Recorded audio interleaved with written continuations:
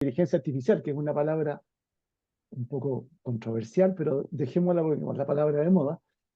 A nosotros nos gusta en cierta comunidad hablar más bien de inteligencia computacional, por diversas razones medias filosóficas. Pero bueno, inteligencia artificial para predicción de series temporales en procesos industriales. Mi nombre es Gonzalo Acuña, yo soy un académico del Departamento de Ingeniería Informática de la Universidad de Santiago de Chile. Así que bueno, el contenido de lo que vamos a revisar, perdón, es un poco esto, una breve, muy breve introducción, porque yo creo que todos estamos más o menos al tanto de lo que son las series temporales y lo que significa su interés. Vamos a hablar de algo que a mí me interesa harto enfatizar, que son la distinción entre modelos y herramientas principalmente, ¿no? Eso lo vamos a ver ahí en el punto 2. Y dados los modelos de los cuales vamos a hablar, vamos a detenernos también un poquito en el punto 3, en las arquitecturas de entrenamiento, diría yo, ¿no? De entrenamiento de esos modelos, qué arquitecturas son las más apropiadas. Y finalmente en el punto 4, donde vamos a llegar a las aplicaciones, que es un poco lo que César mencionaba, con una pata en la parte de aplicaciones industriales, que han sido algunos proyectos que hemos tenido la fortuna de poder desarrollar desde la academia y con conexiones con la industria, para terminar con el último punto, que son algunas muy breves conclusiones al respecto. Tengo entendido que después de eso va a haber un pequeño espacio para preguntas y respuestas, así que podemos aprovechar ese momento. Ustedes van anotando o van dejando en el chat ahí sus inquietudes y sus preguntas y tratamos después al final de entregar algo respecto a ellas. Bueno, en cuanto a introducción, una cosa muy breve, ¿no es cierto? Serie de tiempo se entiende, como ustedes bien saben, una colección de datos ordenados en el tiempo, donde justamente el aspecto temporal, la secuencia, el que uno venga después de otro, por decirlo de una manera coloquial, es sumamente importante, ¿ya? Y la serie de tiempos las encontramos apareciendo en muchos dominios. Aquí hay nombrados algunos de ellos, ¿no es cierto? Tal vez esto partió en sus estudios más académicos, formales, matemáticos, desde el área de las finanzas, la econometría, ¿no es cierto? Con los estudios de Box y Jenkins, por ahí por los años 60, 70 del siglo pasado. Ellos publicaron ahí algunos libros que son señeros en el tema y que nos han dado las pautas para poder realizar o desarrollar los modelos que tienen que ver con series temporales. Estas series temporales aparecen ahora en todos los dominios, por ejemplo, en astronomía. En nuestro departamento hay un grupo muy importante que trabaja en astroinformática, donde ahí van viendo entonces cómo a lo largo del tiempo se van obteniendo señales de luminosidad, por un lado, u otro tipo de información astronómica. En el dominio médico, también en nuestro departamento hay un grupo muy importante dedicado al estudio de la medicina, ingenieros biomédicos o bioinformática. También hay una cantidad de datos importantes para que se hagan análisis y se puedan obtener conclusiones en este ámbito que apoyen a los médicos principalmente.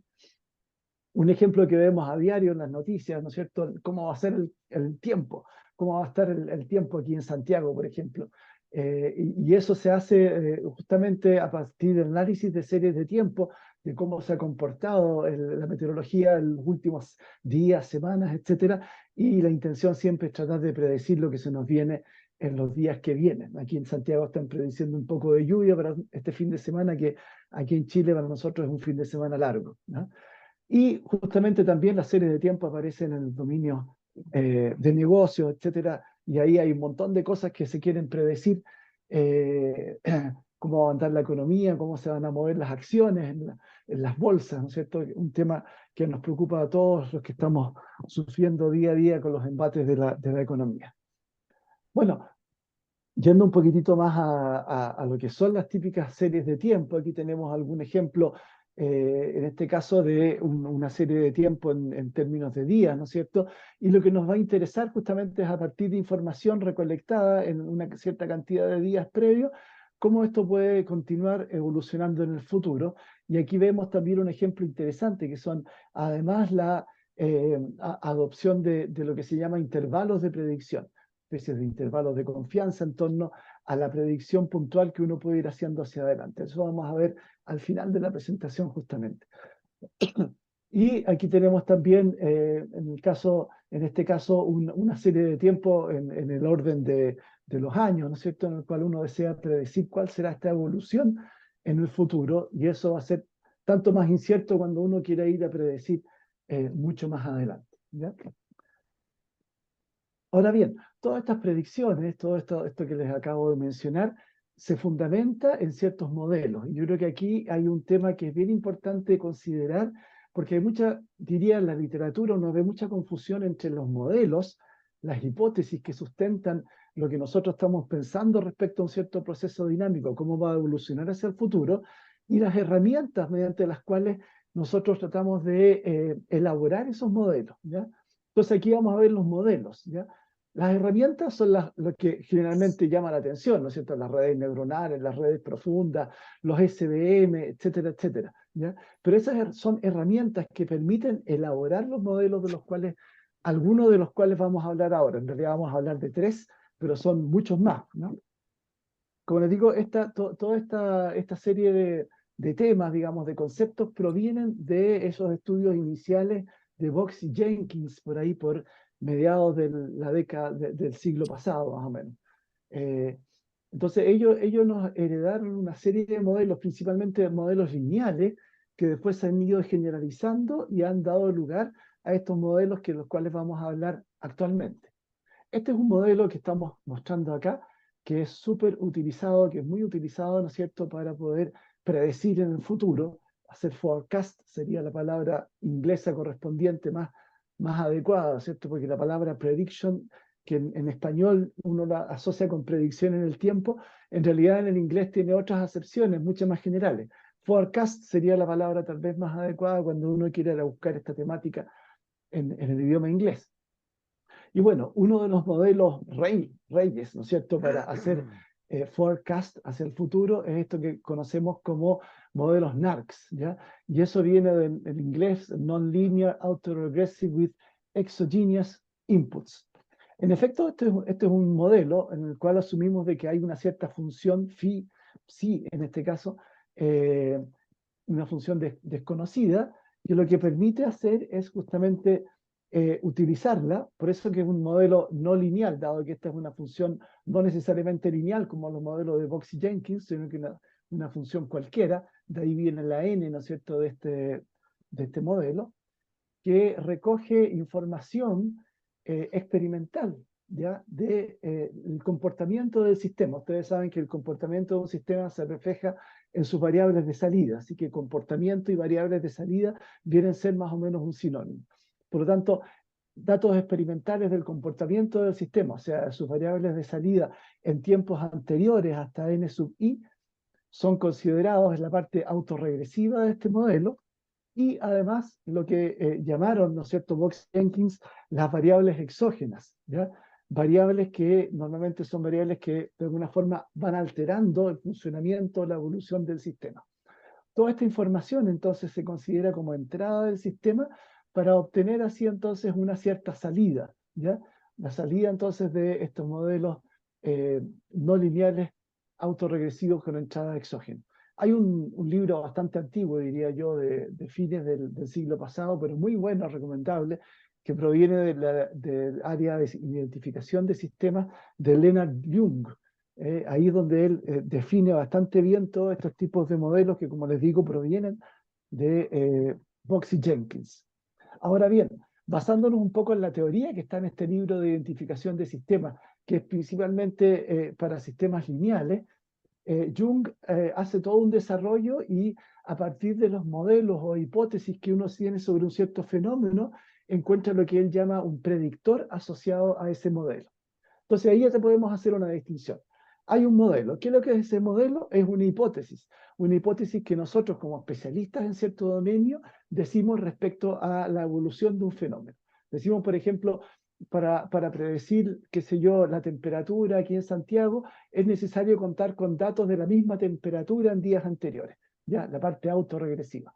Pero además, a lo mejor, bueno, no es el caso de la meteorología, pero en otros casos, en procesos industriales, por ejemplo, además es necesario contar con información respecto a las variables de control que me están afectando a ese proceso, ¿ya? Entonces, esas serían las variables exógenas. toda esa hipótesis. Hay otra hipótesis aquí que es súper importante, que es la hipótesis de saber, bueno, yo necesito la temperatura en Santiago para poder predecir lo que se viene en los días siguientes, pero ¿cuántos días anteriores es necesario contar? ¿Cuánta información anterior? Entonces, ahí hay otra hipótesis que está involucrada acá, que es lo que se conoce, ¿no es cierto?, como los delays, ¿no? ¿Cuántos datos anteriores van a ser necesarios para poder predecir el futuro? En particular, es importante esto de las salidas anteriores, porque eso nos da una idea del orden del sistema. Y ahí hay también una conexión con la fenomenología de lo que estamos tratando de modelar, ¿ya? El orden del sistema, un sistema de primer orden, de segundo orden, de cuarto orden, etcétera, tiene que ver entonces con cuánta información anterior es necesaria para poder predecir lo que estamos intentando predecir hacia el futuro. Y siempre es necesario razonar cuando uno se está enfrentando a un problema de modelamiento, tratar de razonar y entender, bueno, cuántos datos hacia atrás será necesario para predecir, ¿ya? ¿De qué estamos hablando? Estamos hablando de un sistema de orden de días, de semanas, de años, de segundos, de microsegundos, etc. Cada sistema tiene sus constantes de tiempo asociadas y es importante pensar las cosas, ¿ya? A veces los informáticos somos tendientes a meterlo todo en una juguera, dar una vuelta y tratar de sacar el modelo. Siempre es importante detenerse y tratar de iluminar un poco de qué estamos hablando, qué es lo que queremos modelar, ¿ya? Entonces, toda esa es una hipótesis que después la vamos a traducir en un predictor asociado a ese modelo, y lo que nos dice esa teoría de Jung principalmente, o de identificación de sistemas, es que siempre hay un predictor, ¿ya? Fíjese que este predictor es el que nos ayuda a avanzar hacia el futuro. ¿Cuál es el problema del modelo? El problema del modelo es que siempre, cuando uno está modelando algo, uno quiere que ese modelo refleje lo mejor posible la fenomenología del asunto, siempre es necesario agregar ruido, ¿ya? Y este ruido suele ser un ruido aleatorio, obviamente, y con distintos tipos de distribuciones. Normalmente se asumen distribuciones normales, pero generalmente la realidad no es así, ¿ya? El predictor, en cambio, el ruido desaparece. Y el predictor asociado al modelo es lo que realmente nos permite avanzar hacia el futuro con nuestras predicciones. En el caso de esta hipótesis del modelo NARX, necesitamos datos experimentales de las salidas anteriores y las variables exógenas anteriores para avanzar hacia el futuro, ¿ya? Y lo que hace nuestra herramienta, que es la red neuronal, el Support Vector Machine, el Transformer, el STM, etcétera, o la herramienta que esté de moda, lo que hace es aproximar de una buena manera, ojalá, esta función que suponemos que está por debajo de esto que se está produciendo en el predictor, ¿ya? Entonces, la red neuronal, lo que sea, el modelo profundo, lo que va a hacer es simplemente aproximar de una buena manera esta función, para lo cual tenemos que entregarle información de manera adecuada. Y en el caso de los modelos NARX, lo que tenemos que entregarle a la red son las variables exógenas en tiempos anteriores y las variables de salida en tiempos anteriores, de manera de que este predictor me entregue predicciones hacia adelante y yo pueda comparar directamente esas predicciones con datos experimentales que tengo en la mano, ¿no? Eso entonces es algo muy interesante, que yo creo que es importante recalcar y que se suele confundir. Se habla mucho de modelos neuronales, del modelo de STM, del modelo no sé cuánto, etcétera, pero en realidad lo que hay por debajo son estos modelos, una hipótesis respecto a cómo el fenómeno va evolucionando hacia el futuro. Y el LSTM, la red neuronal o lo que sea, lo que hace es una herramienta, y pueden ahí uno escoger la que sea regalona, para simplemente predecir las funciones que están por debajo de este predictor que estamos asociando a nuestra hipótesis modelo que hemos planteado, ¿ya? Esa es una idea que me gustaría dejarla como bien eh, firme, ¿no es cierto? Porque todo lo que viene después tiene que ver con esto, ¿ya? Otra hipótesis modelo que se utiliza muchísimo es la Non-Linear Output Error. Esta hipótesis lo que supone es que van a haber salidas del modelo que van a ser reinyectadas como entradas a sí mismas, ¿ya? Entonces, fíjense que este modelo tiene como hipótesis que la salida son esas salidas del modelo más el ruido aleatorio, y eso va a conformar entonces mis predicciones hacia adelante. Y tal como lo decíamos en el caso del modelo NARX, hay un predictor asociado a estos modelos, ahí, y ese predictor va a tener esta forma, ¿ya? Entonces, lo que vamos a hacer cuando utilicemos una red profunda o lo que sea, es aproximar esta función phi de acá, que no es idéntica a la de acá. Se fijan ustedes, este es el predictor, y el predictor va, en el caso de los modelos, o la hipótesis output error, va a constar con las salidas anteriores del modelo. O sea, aquí fíjense el enredo que se nos produce, es que, o la dificultad, es que durante el entrenamiento vamos a tener que contar con predicciones anteriores del modelo. ¿Ya? Entonces, este es un entrenamiento en el cual durante ese momento vamos a tener que estar inyectando información de la predicción que hicimos anteriormente. ¿Ya? Este mismo fenómeno, por así decir, se produce cuando la hipótesis que tenemos por debajo es de un modelo de tipo NARMAX, ¿ya? Este es un modelo bien interesante, también el output error lo es, porque, por un lado, la n proviene del nonlinear, ¿cierto? El hecho de que estamos considerando que esto no es una función lineal, sino que es una función cualquiera, el psi. La parte autorregresiva va a considerar datos experimentales de la salida con los cuales constamos anteriormente, y la parte de media móvil corresponde a errores anteriores. O sea, este es un modelo que considera lo siguiente. El modelo NARX nos decía, mira, lo que viene hacia futuro tiene que ver con el pasado, con cómo eran nuestros datos experimentales de la salida anteriormente, ¿ya? En cambio, la hipótesis NARMAX considera esos errores, esos valores anteriores de la salida, pero además agrega un poco de complejidad, pero le agrega también eficacia, porque nos dice, mire, si nosotros consideramos cómo nos equivocamos anteriormente, tal vez podamos mejorar nuestras predicciones hacia el futuro, ¿no? Entonces, la hipótesis NARMAX también considera como parte muy importante los errores que hemos cometido con nuestro propio modelo anteriormente. Al comparar las predicciones anteriores con los valores deseados, tenemos esos valores anteriores y eso como que nos agrega potencia predictora, ¿ya? Esa es la hipótesis que nosotros estamos colocando. Nosotros decimos que nuestro fenómeno necesita, para ser bien modelado, de esos errores anteriores también cuando estamos haciendo la predicción. Y eso nos lleva a un predictor que, perdón, va a tener entonces esta forma de acá, ¿ya? Fíjese que este predictor es más complejo que los predictores NARX. Sin embargo, gracias a eso, nosotros decimos los modelos NARMAX debieran funcionar mejor a la hora de ir a predecir más lejos en el tiempo, ¿ya? O sea, el modelo NARX a veces funciona súper bien prediciendo al tiempo siguiente o algunos pocos tiempos más. Un modelo NARMAX debiera ser más poderoso y mejor, más eficaz para ir a predecir a largas distancias de tiempo. Fíjese que el predictor en este caso, que puede ser implementado con distintas herramientas, vuelvo a insistir en eso, va a constar por un lado de valores anteriores de la salida, valores anteriores de las variables exógenas y además valores anteriores del error. ¿Y cómo vamos a poder obtener esos valores anteriores del error? Bueno, vamos a tener que durante el entrenamiento ir prediciendo y comparando esa predicción con el valor disponible, y eso es lo que nos va a dotar, ¿no es cierto?, de toda esta información. Y fíjense que además en estos modelos, tal como ya lo hemos dicho, tenemos una hipótesis que es cuántos valores anteriores necesitamos de todas estas variables de entrada a nuestro predictor para poder llegar a una buena predicción en tiempo futuro, ¿ya? Entonces, esos son un poco los tres modelos que yo quería compartirles.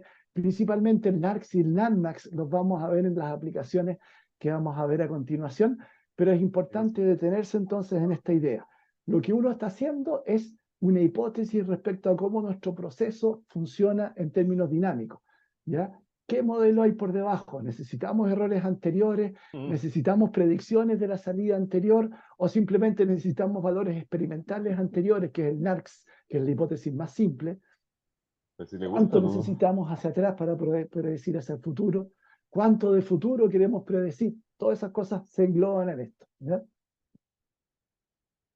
Bueno, una vez que tenemos más o menos acuerdo entre nosotros mismos, entre nuestro equipo de trabajo, en conversaciones con los especialistas del fenómeno que queremos modelar, llegamos a las formas entonces de entrenamiento de esos modelos.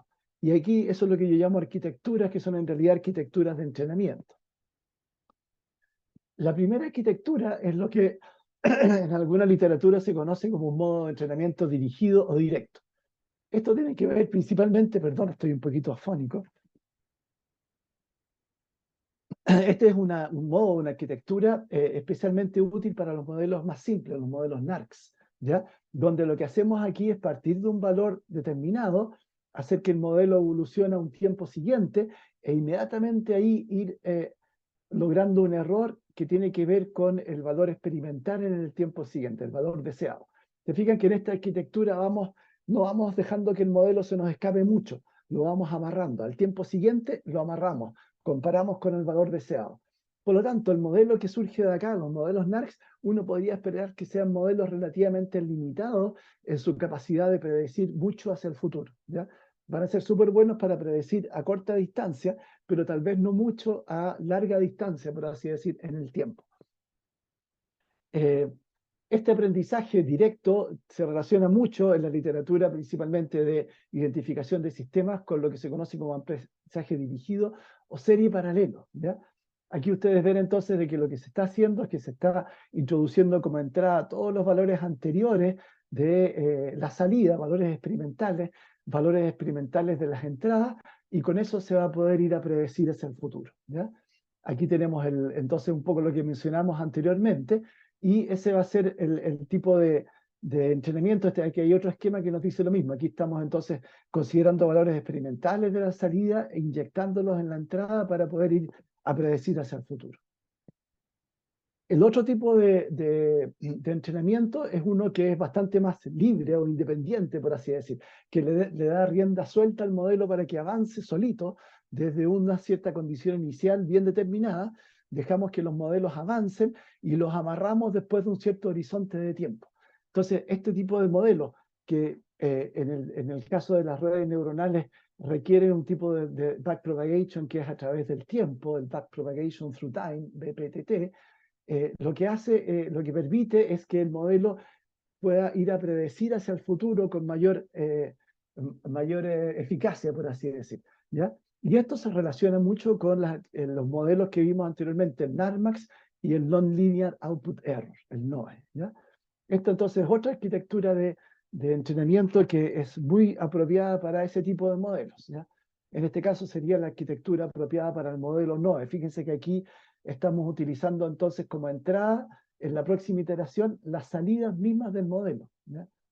Eso es algo que es bien desafiante y que hace que el entrenamiento de este tipo de arquitectura sea más compleja, tenga más riesgo de que no haya una cierta convergencia.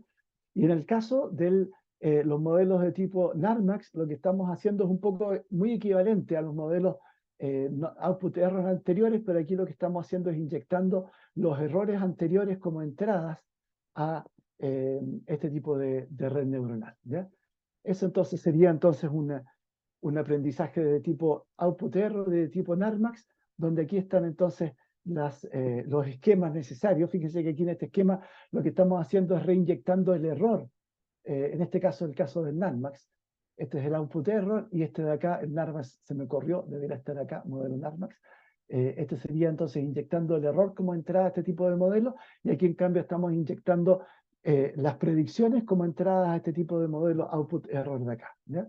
Bueno, digo, estos son modelos que debieran ser más eficaces a la hora de querer ir a predecir a largos horizontes de tiempo. Los NARCs, en cambio, son más simples de entrenar y permiten hacer buenas predicciones a intervalos o horizontes más cortos de tiempo, ¿ya? Ahí estamos viendo un poco lo que les acabo de mencionar. Bueno, esto exige lo que se conoce en la literatura como la backpropagation a través del tiempo, y esto tiene varias complejidades y hace que el uso de este tipo de backpropagation sea mucho más complejo que el backpropagation normal, por así decir, estándar que nosotros conocemos. Entonces esto requiere más recursos computacionales y está más propenso a que todo esto, como es más complejo, quede sumido en mínimos locales no apropiados, que hagan que el entrenamiento en este tipo de arquitectura sea más engorroso. Por eso es que también es otra idea fuerza que me gustaría transmitir. Uno siempre tiene que quedarse con el modelo más simple posible, que sea eficaz para lo que uno quiere lograr, ¿ya? Se habla mucho aquí de aprendizaje profundo y todas las arquitecturas que están de moda, todas las herramientas que están de moda, diría yo. Sin embargo, muchas veces, para muchas aplicaciones, como los ejemplos que vamos a ver a continuación, no es necesario arquitecturas o herramientas tan complejas, y basta con herramientas simples, modelos simples, para poder lograr lo que uno desea. Y siempre uno tiene que escoger lo más simple posible. Está de moda partir con aprendizaje profundo, ahora con Transformers, lo que sea. A veces un perceptrón simple en un modelo tipo NARCS es suficiente, y eso es en realidad lo deseable, porque mientras más simple el modelo que uno pueda escoger, mejor. ¿Ya? Esa es otra idea fuerza de lo que yo quiero transmitir. Bueno, el backpropagation, ahí está la propagación hacia adelante. Sin embargo, aquí se nos empieza a complicar, ¿no es cierto?, la obtención de los gradientes, que es el típico output del backpropagation, y que después nos permite hacer todo lo que nosotros queramos, ¿no es cierto?, con la modificación de los pesos. Se nos complica un poco porque hay que tener cuidado, ¿no es cierto?, de ir retropropagando adecuadamente las señales de información para poder utilizar este backpropagation a través del tiempo. Por eso es que cuando no es necesario llegar hasta esto, mejor no hacerlo. ¿Ya? Sería un poco el mensaje. Nosotros, para poder usar esta otra arquitectura de entrenamiento, usar herramientas como por ejemplo SVM, Support Vector Machines, apropiados para autorregresión, para regresión, perdón. Inventamos aquí, esto es un trabajo colaborativo, en particular con la profesora Niyeray Kurilem de la Universidad de la Frontera.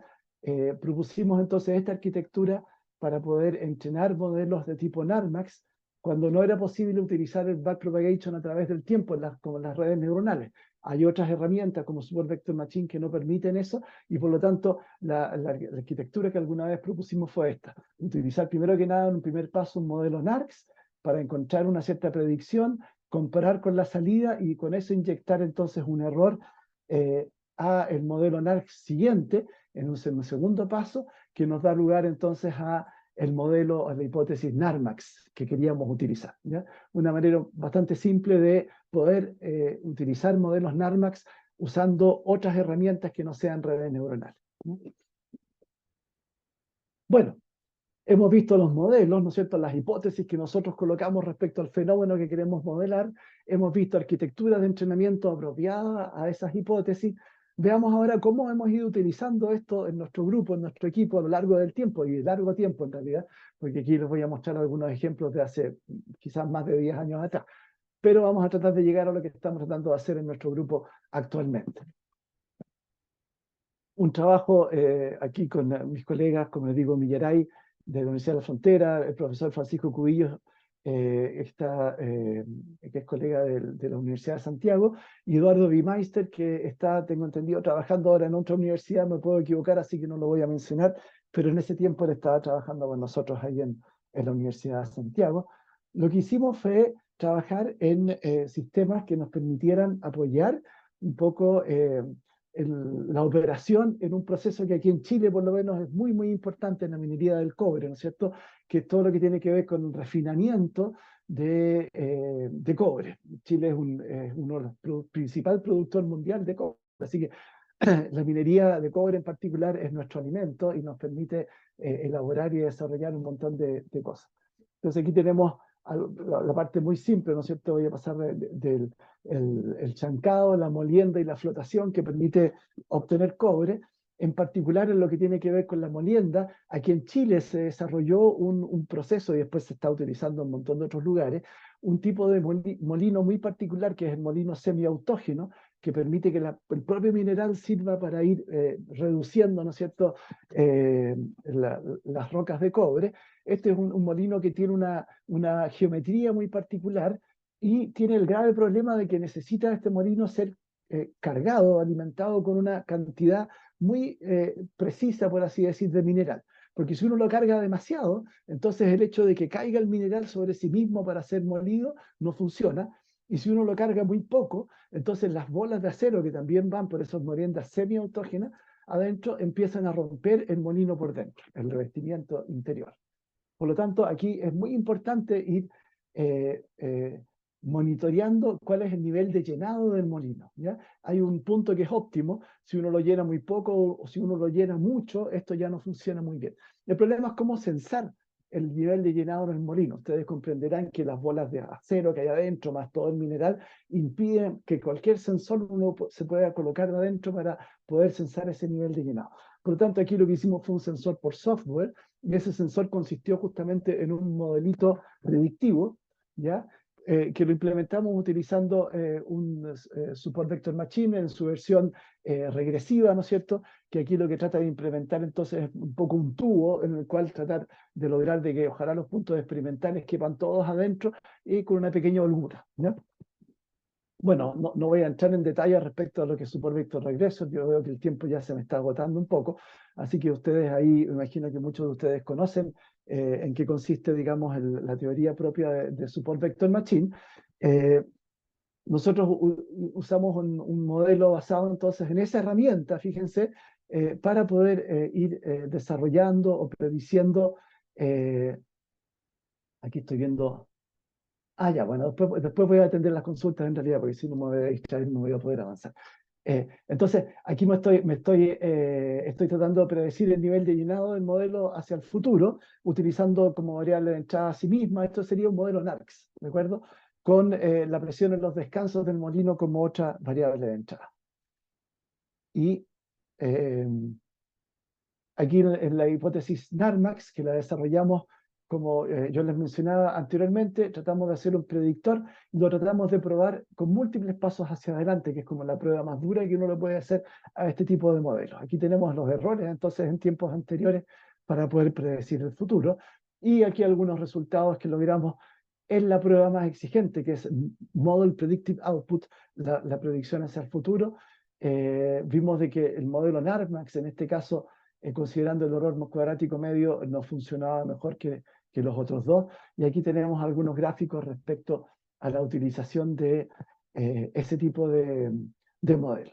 Entonces, como ustedes ven, una herramienta bastante simple de utilizar en un tipo de modelo simple como NARCS nos permitió entonces avanzar en el tiempo, por así decir, con múltiples pasos hacia adelante como test, y logramos dar una idea, o que el operador en este caso de este proceso pudiera tener una idea respecto a cómo iba a ir avanzando el llenado del molino durante la operación.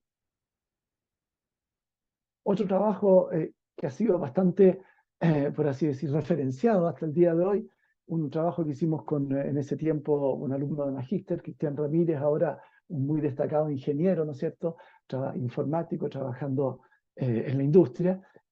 Hicimos un estudio, principalmente un estudio en el ámbito de la predicción de cuánto dinero se sacaba de cajeros automáticos, ¿cierto?, utilizando por un lado redes neuronales, perceptrones multicapa, y también Support Vector Machine, que era una herramienta que estaba bastante de moda en ese tiempo. Tratamos de predecir, ¿no es cierto?, predicciones diarias de retiro de dinero, usando además otro tipo de red neuronal que eran los Radial Basis Function Neural Networks, y tratamos de hacer una comparación sobre la base de esta base de datos, tratando de ver hacia adelante cómo nos podía ir en esta predicción. 100 días en particular. Aquí estamos mostrando el peor resultado para el caso de un cajero, porque se trabajó sobre múltiples cajeros, ¿no es cierto? Y utilizando, en este caso, el perceptrón multicapa. Aquí vemos un poco los resultados. Vamos a ver después una tablita donde están ellos incluidos. Y en este caso, esta era una prueba OSA. ¿Qué significa OSA? Significa que estamos pidiéndole al modelo que solo prediga un paso hacia adelante, y ahí estamos haciendo un poco las comparaciones, ¿ya? Esta es la prueba más exigente, que en realidad uno siempre debería probar estos modelos predictivos pidiéndole varias predicciones hacia el futuro. En este caso estábamos prediciendo hasta 100 días hacia el futuro, y estos fueron los resultados. Fíjese que aquí se encontraron algunas diferencias. Me parece que los modelos NARCS fueron los que funcionaron mejor en este caso, mejores que los NARMAX, y encontramos algún grado de significancia mediante un test de Wilcoxon,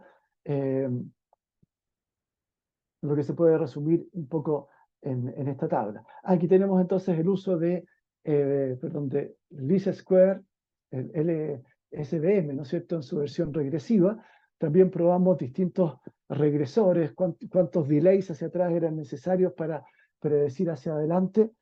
Y aquí un pequeño resumen de los resultados que obtuvimos. Este es un índice SMAPE que fue utilizado en una prueba que era esta competición NN5, y nuestros resultados nos hubiesen permitido, si es que hubiésemos participado nosotros a tiempo en esa competición, nos hubiesen permitido obtener el segundo lugar, en este caso usando perceptrones multicapa, NARCS.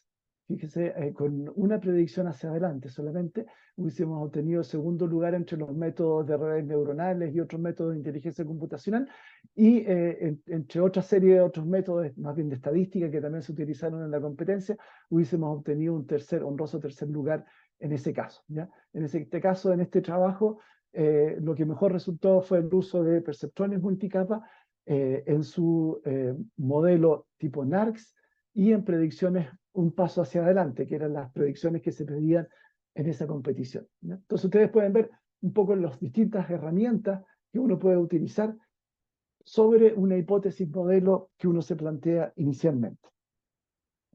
Otro caso que hemos estado trabajando también en minería, en este caso el contexto es una faena minera que está aquí muy cerca de Santiago, encima de nosotros, ¿no es cierto?, la faena de los bronces de Anglo American.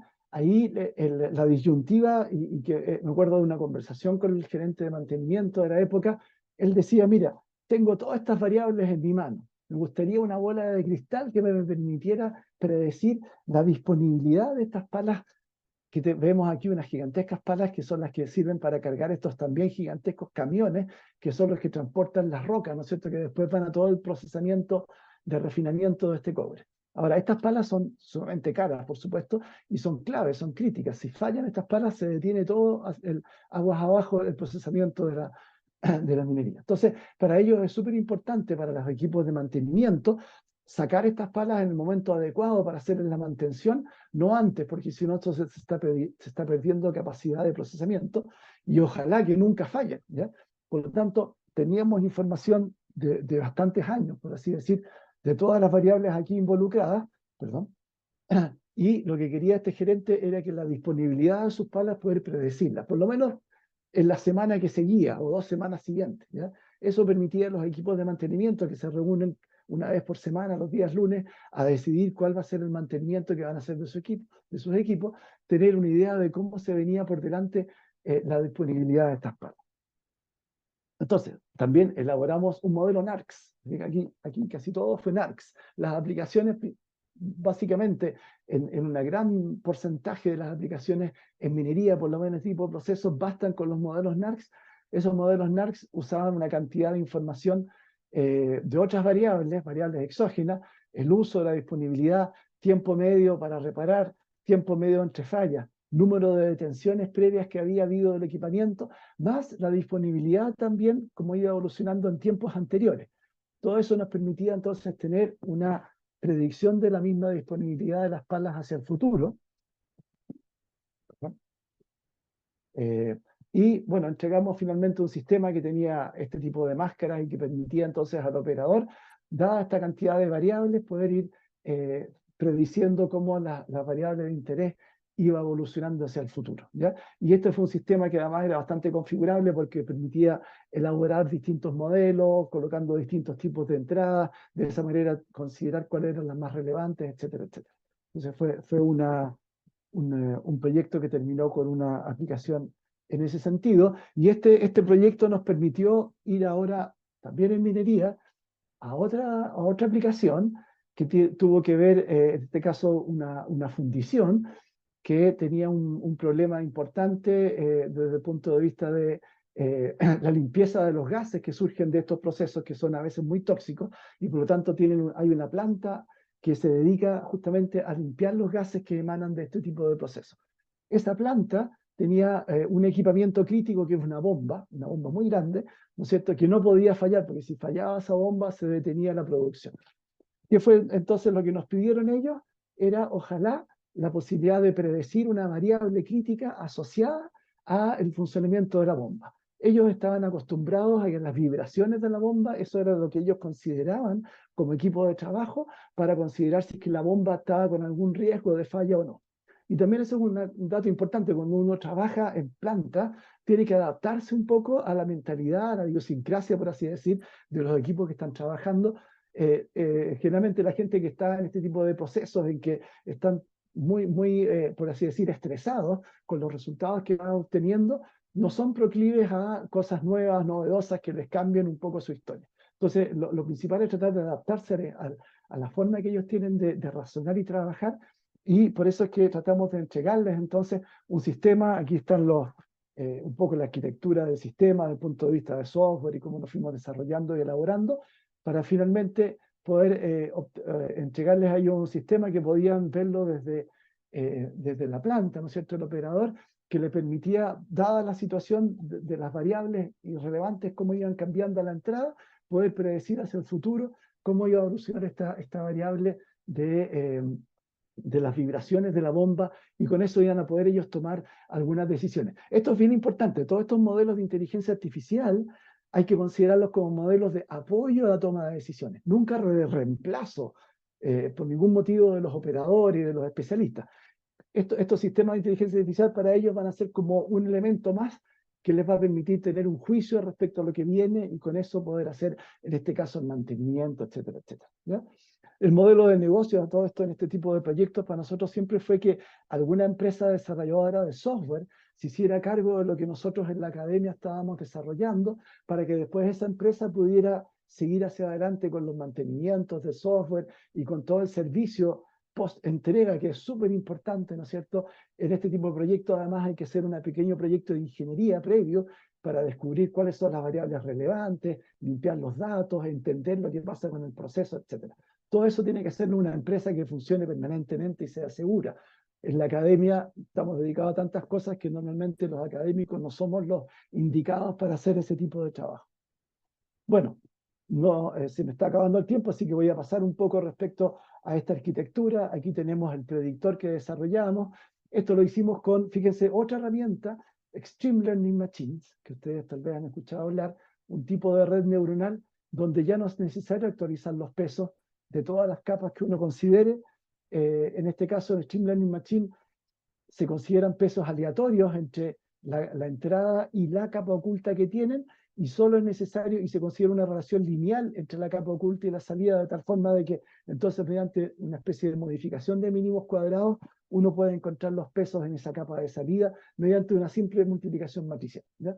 Eso es una gran ventaja de los Extreme Learning Machine, y los hacen súper adecuados cuando son posibles de utilizar, porque son muy simples de entrenar, ¿ya? Especialmente adecuados para todo lo que es desarrollos online, ¿ya?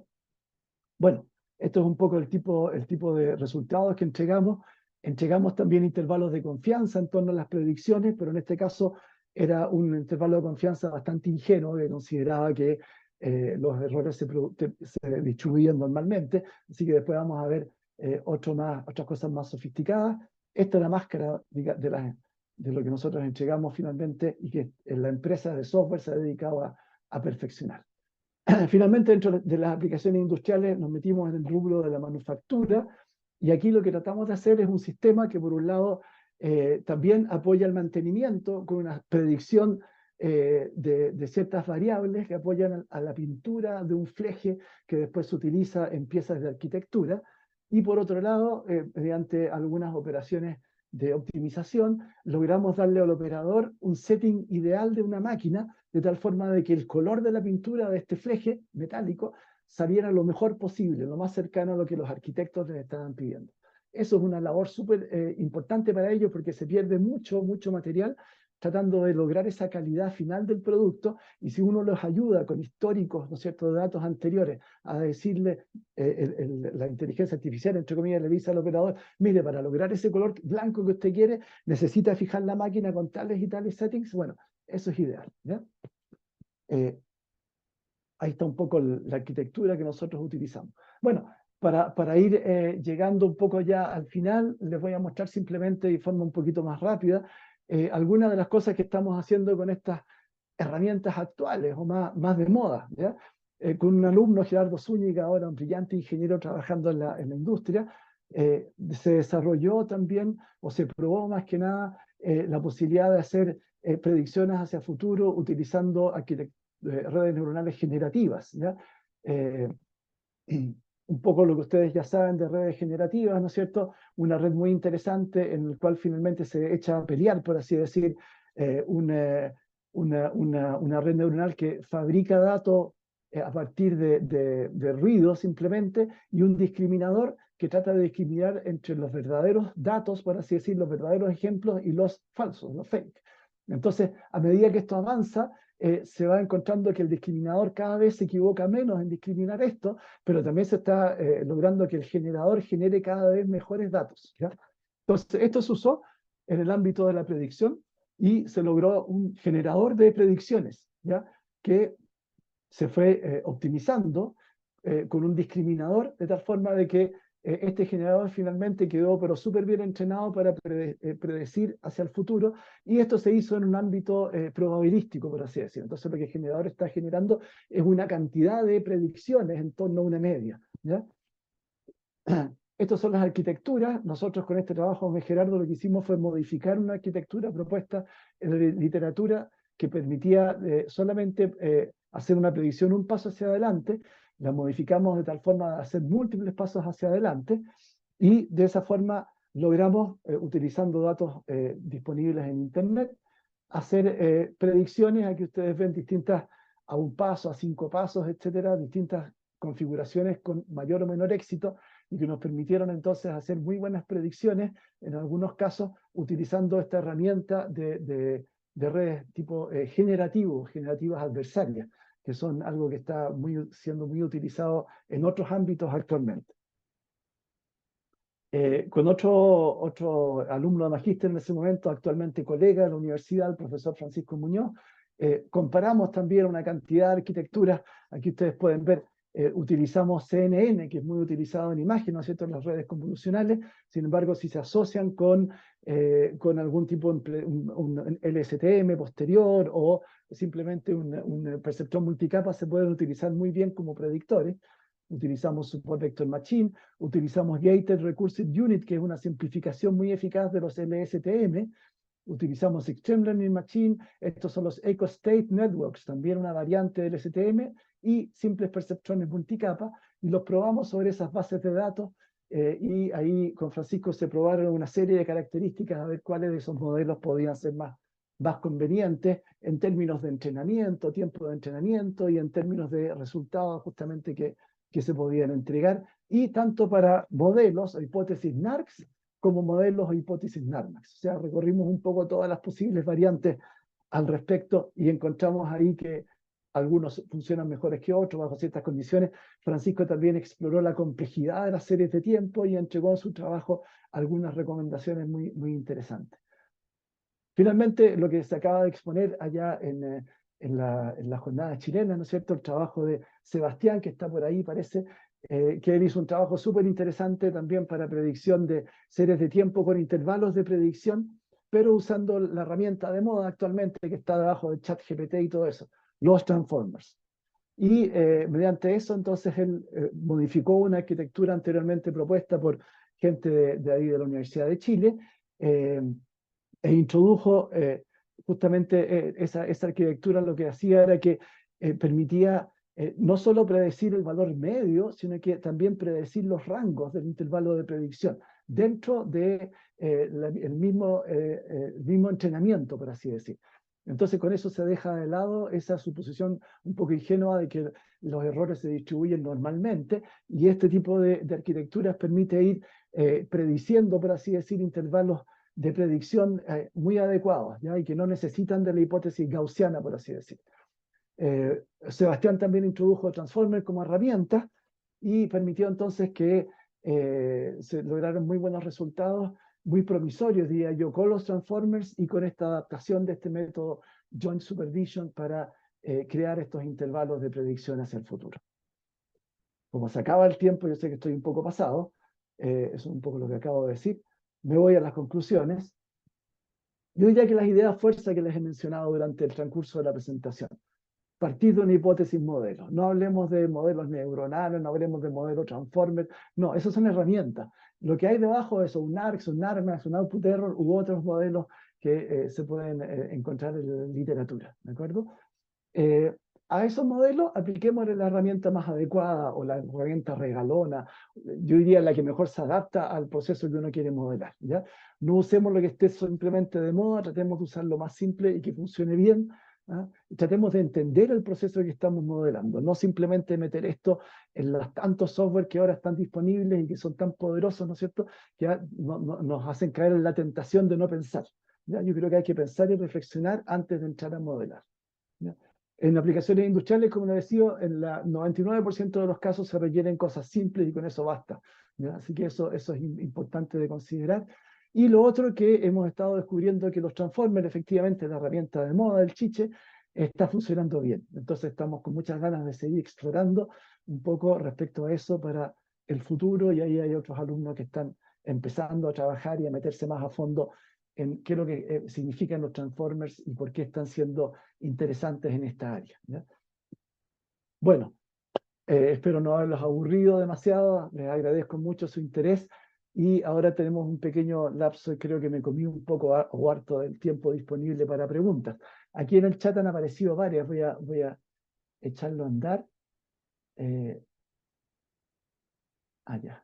Primero, Voy a tratar de... Gonzalo, primero Sí. agradecerte por tu excelente presentación. Realmente muy, muy buen docente, ¿ah? Muy didáctica tu presentación para lo complejo que son los temas.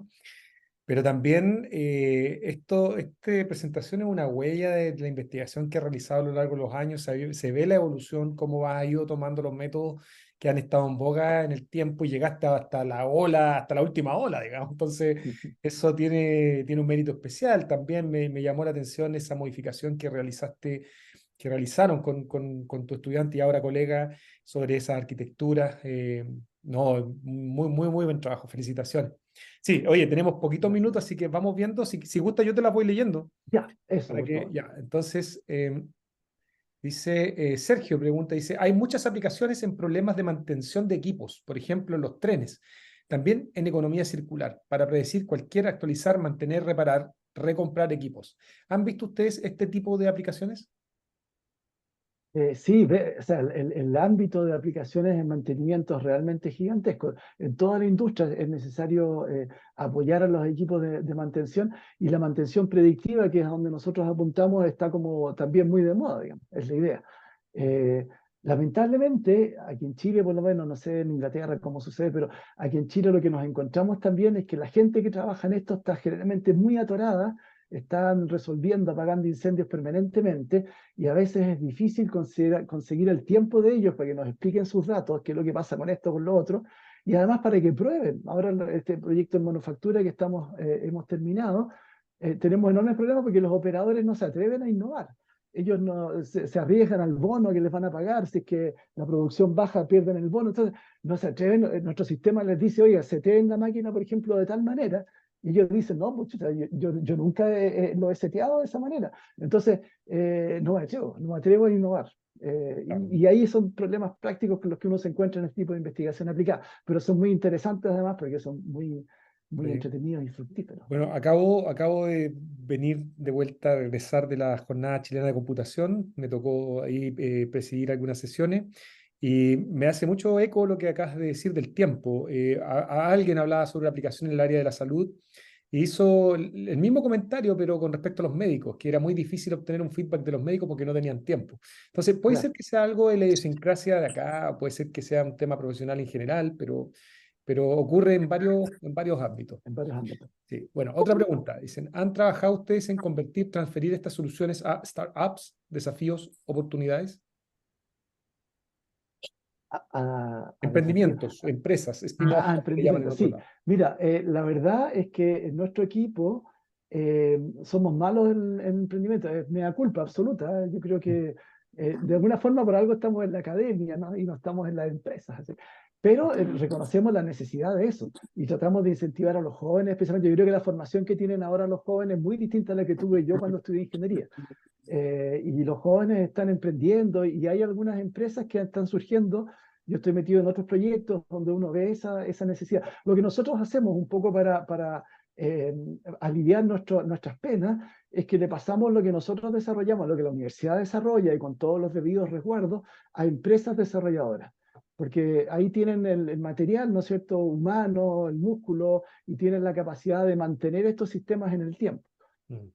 Habría que hacer spin-offs y todo eso, pero la verdad es que en lo personal me considero no muy bueno para eso.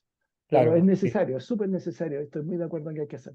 En mi Mm. experiencia he visto que generalmente se da, los cerebros, las capacidades son unificadas, digamos, la persona tiene las competencias para la academia, hay otro que tiene la competencia en innovación, pero de repente aparece este energúmeno extraño que vincula ambas características. Claro, Esas personas tienen mucho éxito generalmente.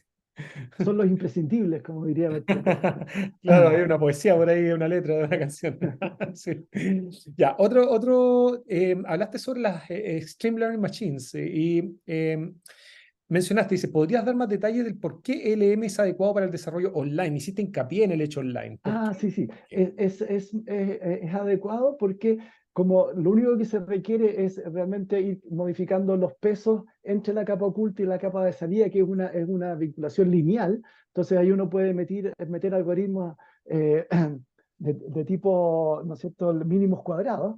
Uno puede elaborar entonces un algoritmo de aprendizaje de mínimos cuadrados recursivos, por así decir, y con eso ir modificando el valor de los pesos entre la capa oculta y la salida de forma muy rápida. ¿Ya? Simplemente pescando los valores anteriores, uno, a medida que van llegando datos en línea, uno puede ir modificando esos pesos muy rápido, porque, como le digo, es un mínimos cuadrados recursivo. Entonces, es un algoritmo que se puede ir utilizando. La gente de control automático utiliza mucho eso, ¿no es cierto? Ese tipo de algoritmos. Por eso es que Sí, yo digo que son muy prácticos, muy utilizables en aplicaciones cuando los datos están y se requiere un procesamiento de los datos en línea. interesante. No Sí. entrenamiento después por batch, digamos, offline. Sí. Y hay una última pregunta que es la siguiente. No, bueno, está dando un mensaje realmente Sergio, dice, para los que no estén, para los que estén interesados en formar una asociación nacional de reconocimiento de patrones en donde no exista o no haya, me pueden contactar a sergio.velastin@ieee.org. Sergio, por favor. Sí, disculpen ese mensaje, pero lo puse antes que la gente empezara a irse por la hora. Mm. Súper interesante tu charla, Gonzalo. Eh, Sobre todo la parte práctica que tiene todo tu trabajo. Tenía una pregunta que César parece que no vio. Fue la primera pregunta del chat.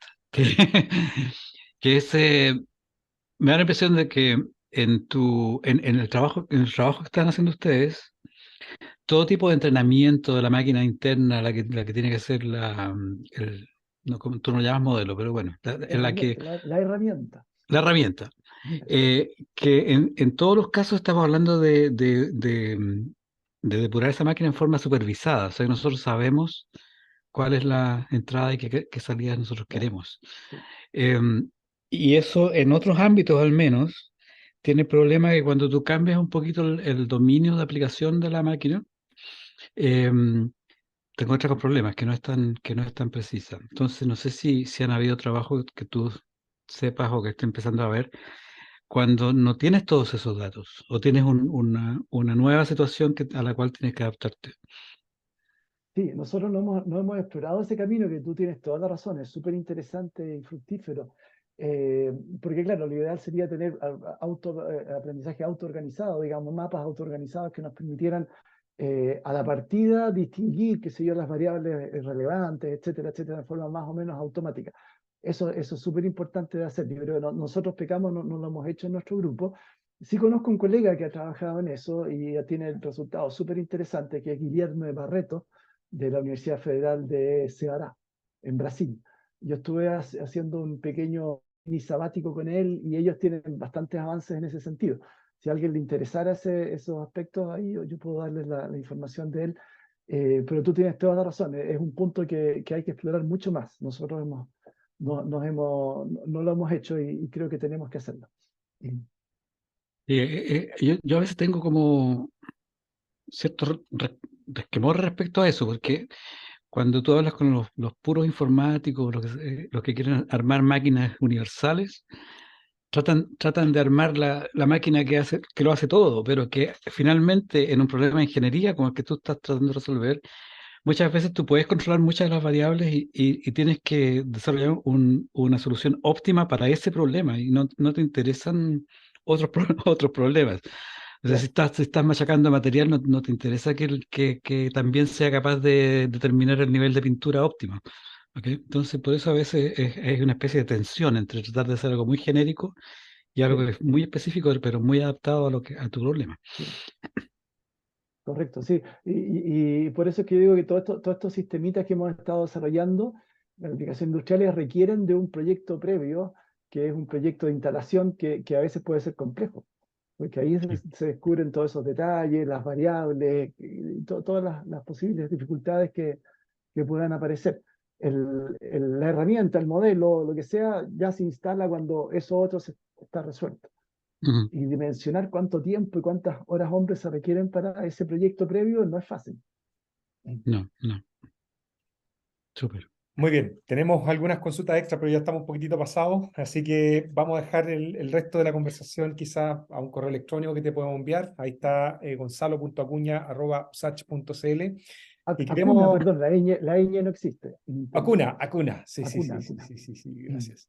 Sí, Sí. y agradecerte nuevamente por tu presentación muy entretenida, interesante, didáctica, y que también muestra mucha agudeza en las modificaciones que han hecho en las arquitecturas y todo el trabajo que has logrado a través de los años con tu equipo. Así que te mandamos un gran abrazo a la USACH, a la capital, que ahora está rodeada de deporte también.